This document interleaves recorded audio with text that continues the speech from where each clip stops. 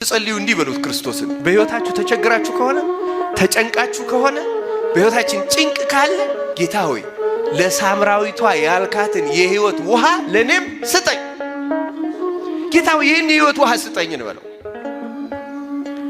ይህን ውሃ ስጠኝ። ይህን የማያስጠማ ውሃ፣ ይህን ከሆድ ውስጥ የሚፈልቅ የዘላለም የህይወት ውሃ፣ ይህን የችግር የጭንቅ መገላገያን ሁሉ ውሃ እባክህ ጌታ ሆይ ይሁን ውሃ ስጠኝ አለች። ይህ ውሃ ለማንም ነው የሚሰጠው፣ ግን እንዲሁ ደግሞ አይሰጥም። እንዲሁ አይሰጥም ስንል ክፍያ ኖሮት አይደለም፣ ደጅ ጥናት ኖሮት አይደለም። አንድ መስፈርት ግን አለው። ክርስቲያኖች ዛሬ አሁን ባጭሩ ትምህርቴን ማጠቃለለው ይህን ውሃ ለመጠጣት ማያስጠማውን ውሃ ለመጠጣት ማድረግ የሚገባን ነገር ነው። ምን አስቀድሰው ለምንድን ነው? ምን ጾመው ምን ጸልየው ለምንድን ነው?